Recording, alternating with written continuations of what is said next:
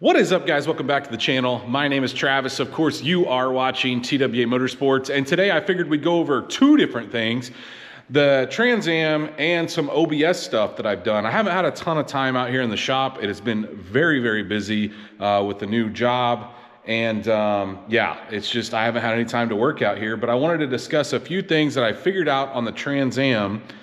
And then I did something on the OBS, which I didn't film. I probably should have, but I'm going to take you over there and show you that here in just 1 second. So you're going to get a little Trans Am and OBS stuff today, even though I'm not going to restart the Trans Am here as far as like keying it up for you. You guys heard it in the last video. It actually fired for the first time in 5 years.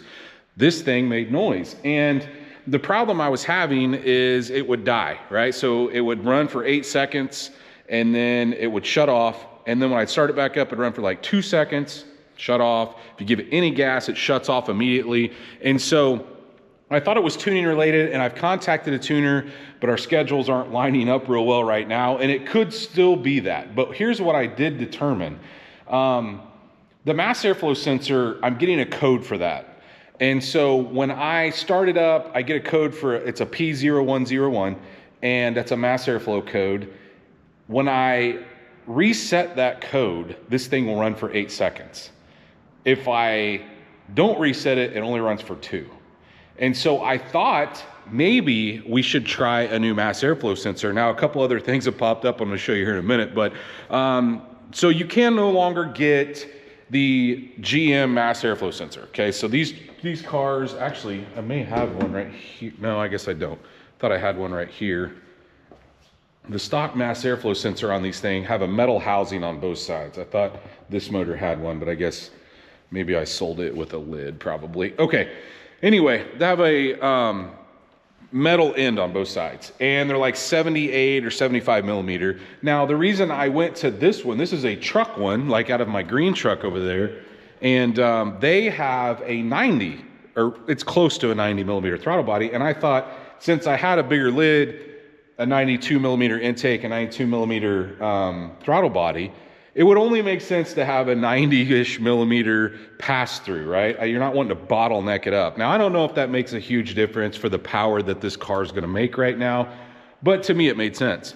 And on those, it requires this harness, which, because the IAT sensor that's normally in the lid on these cars is all part of that mass airflow sensor. So, because of that, I had to use this harness that puts both of those to the truck style mass airflow sensor. Now, with that being said, this one looked really good, and it was up on my shelf, and I was almost positive that it was good, and it may still be. It may be tuning related, but I have ordered the new replacement throttle body for these cars, and they actually went to a 90 millimeter for the stock replacement. So if you go to GM and try to buy one, they are going to sell you a Delco one that is a 90 millimeter, and I've ordered it. It's just not here yet. I'm going to give that a shot. Maybe it's something stupid simple like that. I don't know, though, if I'm going to do that before the tuning starts. And the reason why I say that, because I think that new one requires me to drill a hole in my new lid here and put the IAT sensor back in this, which people say is a better idea anyway. I don't know. You guys weigh in on that in the comments and let me know what you think. But anyway, when I reset it, it runs for 8 seconds. If I don't reset it, it runs for 2. It's got to be something tuning related. But I did have a couple other things pop up. One being, I don't know if you guys can see, well, surely you can see that. That is coolant. And I don't know if that's from the overflow or if I got a line leaking. So I need to pop this thing up and see. It's got to be something simple. I don't think the drain is on that side. I think it's on the other side. But it could just be as simple as a drain plug. The other thing is, I've got oil down there, but that's dripping off of the, I believe that's dripping off of the oil filter. So hopefully, I probably need to pop this thing up. As a matter of fact, maybe I'll do that. Let's do that real quick. Let's lift this thing up and see if we can get a light down there and see exactly where that stuff's coming from before we go check out what I did on the OBS. You know, I shut the camera off, but honestly, you guys haven't really seen the lift in operation.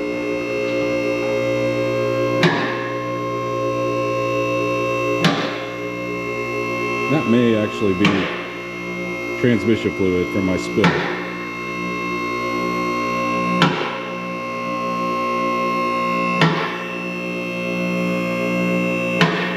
So handy having this lift now.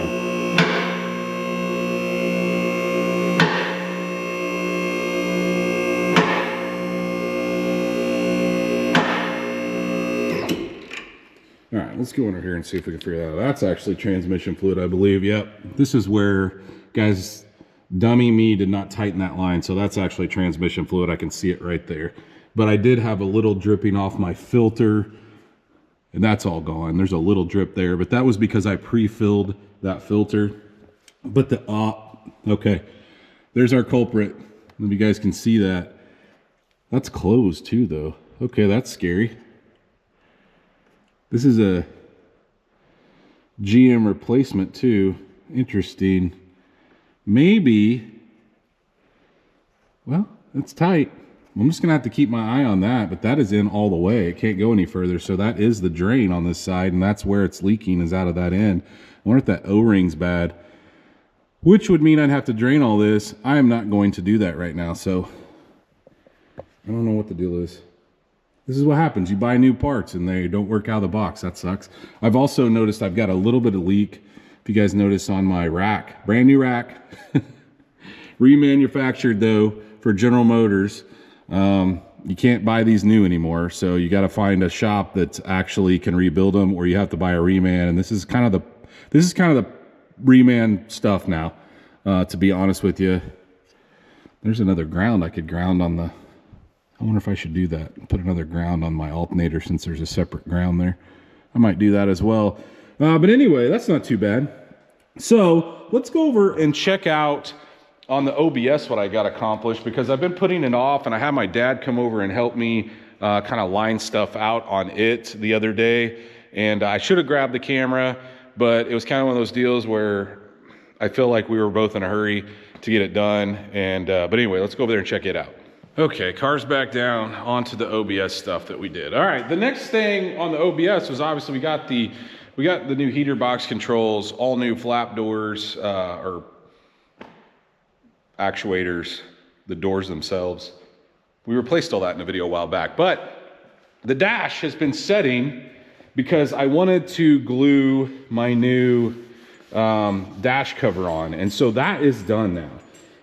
I used the product that came from, I think this is a dashskin. And so I used their product. I bought 2 of the silicone, the 2 silicone things that they sell. They're like these little tubes of silicone that they sell. That's what they say to put it on with. I don't know. Guys, I've got, I don't know how much money. I bought a local store out of all their clamps. I ordered some online. I don't know how many clamps are on this thing, but it's a lot. These little ones are not that great, but these bigger ones, they hold some pressure. And so I've got this thing all clamped down. I'm gonna take the clamps off of it now because it's been setting for about 4 or 5 days at this point since I did it. But my dad had the idea to put some on the tire here just to see how hard it got.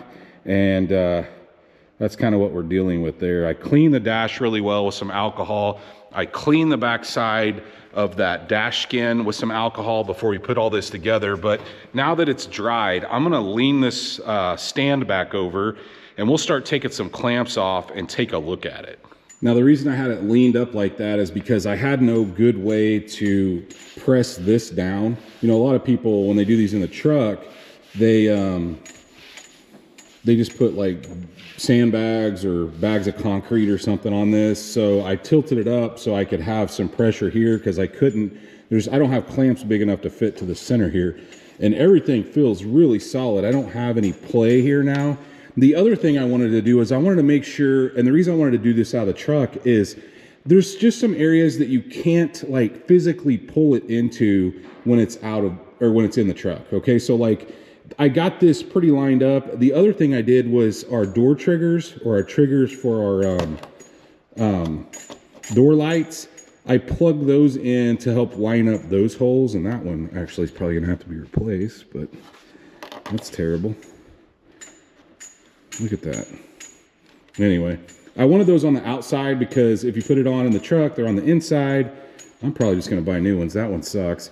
I did the same thing on this side. This vent lined up really, really well. Yeah. So anyway, let's get some of these clamps off and we'll take a look at it. I'm gonna talk about what I'm gonna do next, or my plan to do next too, is 44 clamps is what I used. You can see I used some like bigger C-channel. I use those in conjunction with like some paint sticks to hold down some of these tighter areas up top. But guys, it is super sturdy. And okay, so what's the plan next on this? Well, you can see that some of it oozed out on the edges. I'm gonna take a razor blade and cut that and make it nice and flush. Obviously, like I said, I'm gonna replace this, but the next part is cleaning. Okay, so I'm gonna be cleaning this up. Oh, man, that stuck really well.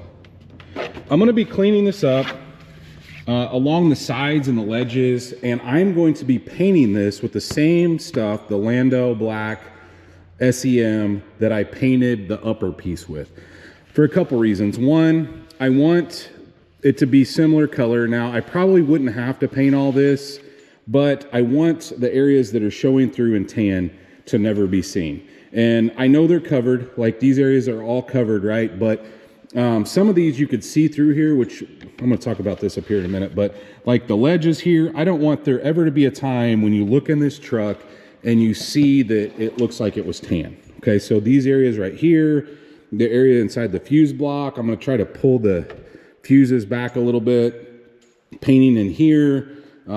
Yeah, so it's gonna take me some time. I'm gonna have to move this thing around and paint it, but I'm pretty happy. Like this right here, like if you look through the window, you're gonna see that. And I could trim this off, but yeah. So I think I'm just gonna lightly spray this. I'm gonna have to clean this dash. I'm gonna have to wait until it gets a little warmer out to do this. But just basically going around, trimming off any silicone I see laying over. But it turned out really, really well. This right here, this area is always a problem area, and it is stuck solid all the way through. Up top here, there's a little bit of a pinch, but that'll pull in with the airbag. I'm happy with that. And I may end up, I actually may put a little more silicone in that now that the rest of this is stuck, and clamp that now that I look at it. That's the only spot that I've noticed that didn't like stick the way I hoped it would. The rest of this is really, really solid. So that's kind of the plan on this. But up top here, okay, remember I cut the dash out, or I cut these pieces out, like from here to here, but you can still see some of the tan behind it. Guys, there's a company out there that I think is called Spare Time Billet, and they make a billet overlay that sets right here. And I think I'm gonna buy that. And they show it in black on their website. If I can't get it in black and I can only get it in brushed, then I'm going to have it powder coated. And the reason why is I think for a couple reasons. One, that being metal, it'll reinforce these areas, and it's gonna keep this from, see how floppy that is? And it, look, nothing against dashskin, okay? They're trying to make a really thin product that will, you know, not be bulky on your dash, but at the same time, this gets hot in the sun and it starts to get wavy. And I've noticed all the videos I've watched on these things after they've been installed for a while, there's a couple good videos that talk, they're like a checkup video. They just look gross right there. So I think one of two things. I'm either gonna cut these vents completely out. I'm gonna have to wait until I get that piece. So I'm hoping to order that this week and have it in a future video relatively soon so I can have an idea. And then I'm gonna take it and the new dome light to the powder coat at the same time. But I think that'll work. So let me know what you guys think about that. But anyway, I know, look, we're not doing a ton of stuff in the shop right now, but that will hopefully change as I get more time, more parts, and more energy when I get home from work. But if you guys did enjoy this video, please, like always, smash that thumbs up button.